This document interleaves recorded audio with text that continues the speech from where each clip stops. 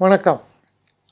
நான் ஸ்ரீரங்கம் ரவி உங்களோட பேசிகிட்ருக்கேன். இந்த குரு பயிற்சி காலம் பெரும்பாலும் இண்டிவிஜுவல் ஹாரோஸ்கோப்புக்கு இண்டிவிஜுவலாக எப்படி இருக்குது அப்படின்ற சாதக பாதக பலன்களை எல்லாம் பார்த்துருக்கேன், சொல்லியிருக்கேன். ஆனால் உலக நடப்புகளில் இது எப்படிப்பட்ட தாக்கத்தை ஏற்படுத்துங்கிறது ரொம்ப முக்கியம். குருவை பார்த்து கேட்க வேண்டிய ஒரு கேள்வி என்ன, நீங்கள் நல்லவரா கெட்டவரா? மகாபாரத யுத்தம், தர்மர் ரொம்ப நல்லவர், யுதிஷ்டரர் அதான் தர்மம் சொல்லுவோம். அவரும் வார் பண்ணி தானே ஆச்சு, எதையும் அவாய்ட் பண்ண முடியலையே. அப்போ குருவிலும் சில சாதகங்கள் சில பாதகங்கள் இதெல்லாம் வரக்கூடிய காலம்தான். ஒரு முக்கிய விஷயம் என்னென்னா, இந்த குரு மகத்தில் சஞ்சாரிக்கக்கூடிய காலம் நவம்பர், டிசம்பர், ஜனவரி 24 வரைக்கும். எப்போவுமே குரு மகத்தில் போகும்போது மகாமகம் அப்படின்னு சொல்லுவோம். ஆனால் இப்போ வராது மகாமகம், ஏன்னா இது அந்த டெம்பரவரி, இது பர்மனெண்ட்டாக அவர் போகக்கூடியது. அப்போ ஜூன் 26, 2027 அதுக்கப்புறம் தான் அந்த மகாமகம் வரும். 12 வருடங்களுக்கு ஒரு முறை நடக்கக்கூடிய நிகழ்வு. மகாமகத்தின் சிறப்பு என்ன? புதிய தொடக்கம். மகாமகம் நம்ம கொண்டாடுறோம், என்ன அது அர்த்தம்? ஒரு யுகம் முடிந்து அடுத்த யுகம் தொடங்குவது அந்த காலத்தில். அதனால தான் அது மகாமகம்னு ரொம்ப விசேஷமாக அதை பற்றி கொண்டாடப்படுறது. அது ஒவ்வொரு 12 வருஷத்துக்கு ஒரு வாட்டி நம்ம எதுக்கு செலிப்ரேட் பண்ணுறோன்னா, 12 வருஷத்துக்கு ஒரு வாட்டி த டிகேட்ஸ் ஆர் சேஞ்சிங்னு கூட எடுத்துக்கலாம். அதுபோல் ஒரு நிகழ்வை பற்றி தான் இந்த விஷயம் சொல்கிறது. அது அஃப்கோர்ஸ் அடுத்த ஜூன் மாதம் 20, அதாவது 2027 ஜூன் 26 அப்புறம். ஆனால் நடுவில் கொஞ்சம் போயிட்டு வருது. ராகு கேது பயிற்சியும் டிசம்பர் மாதம் நடக்கிறது. அப்போ இந்த காலகட்டத்தில் நீங்கள் பார்த்தீங்கன்னா முக்கியமாக எல்லாம் பீஸ்ஃபுல்லாக இருக்கும். கொஞ்சம் நாளைக்கு டெஃபினட்டாக ஜூன்லேருந்து நவம்பர் மாதம், அதாவது அக்டோபர் மாதம் முடிய பரவாயில்ல, ஓரளவுக்கு பீஸ்ஃபுல்லாக இருக்கும். அதில் இந்த ஆடி மாதம் அப்படின்னு ஒன்று சொல்லுவோம். அப்போ குரு அஸ்தமனம் ஆகிறார். அந்த 1 மந்த், எக்ஸாக்டாக அந்த 1 month 15th July to 15th August.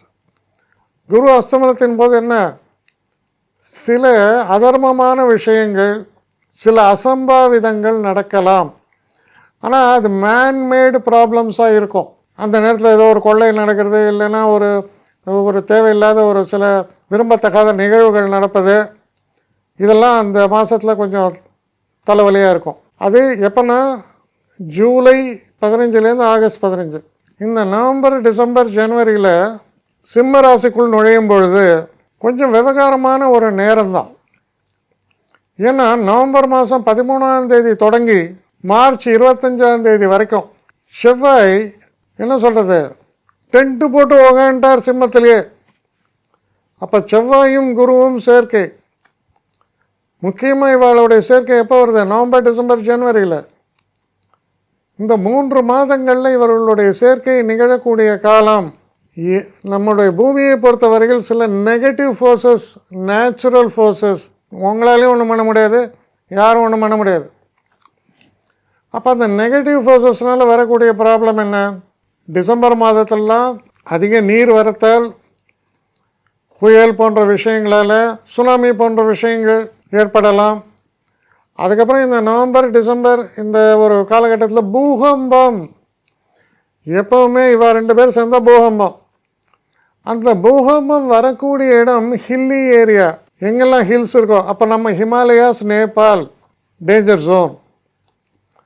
அதற்கு பிறகு அடுத்த டேஞ்சர் ஜோன் எங்கே இருக்குன்னா இந்தோனேஷியா. அதுக்கப்புறம் அடுத்தபடியாக டேஞ்சர் ஜோன்லாம் நீங்கள் பார்த்தீங்கன்னா ஜப்பான், சைனாவில் ஒரு பகுதி. இங்கெல்லாம் பிரச்சனைகள் உண்டாகலாம், இன்க்ளூடிங் ரஷ்யா. இங்கெல்லாம் பூகம்பத்தால் சில பாதிப்புகள் உருவாகலாம். மொத்தத்தில் வேர்ல்டு பீஸ் நிச்சயமாக அஃபெக்ட் ஆகுது. அதோடைய எக்ஸ்டென்ட்டு நவம்பர் மாதம், டிசம்பர் மாதம், ஜனவரி மாதம். இது நேச்சர்ஸ் ப்ராப்ளம். நேச்சர்ஸ்னால் நமக்கு வரக்கூடிய தொல்லைகள்.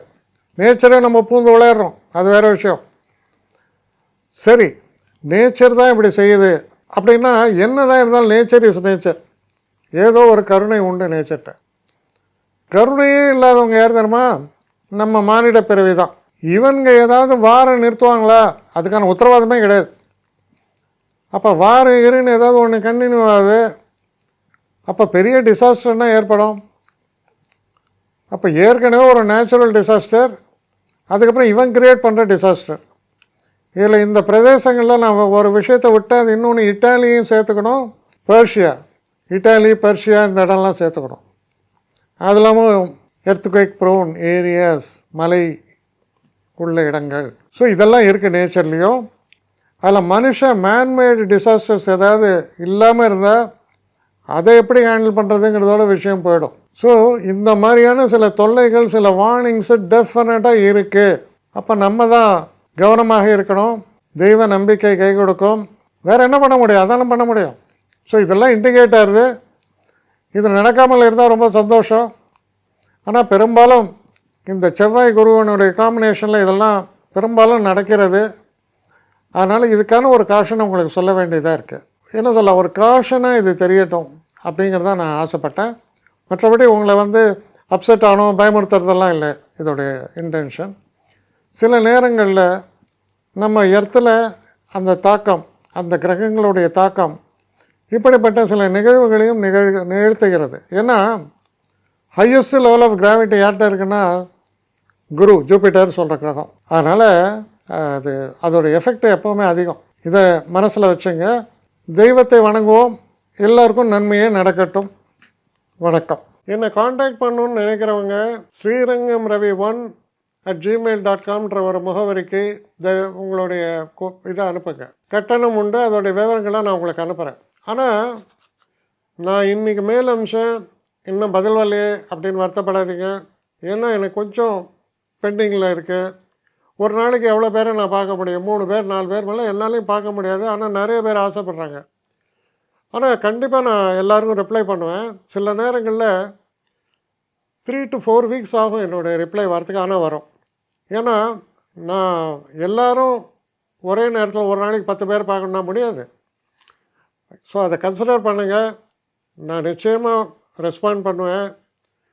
இதில் இந்த கல்யாண பொருத்தங்கள் போன்ற விஷயங்களுக்கு ஓரளவுக்கு அவசரமாக பார்க்கணுன்னு நினச்சா அதுக்கு ஓரளவுக்கு ப்ரையாரிட்டியும் தரேன். அதனால் கொஞ்சம் பொறுமை காக்க வேண்டும். கொஞ்சம் டிலே ஆகிறதுக்காக என்னை மன்னிக்கணும். ஆனால் ஐ மீன் ஹெல்ப்லெஸ் சுச்சுவேஷன். அதனால தான் நிச்சயமாக ஐ வில் ரிப்ளை யூ.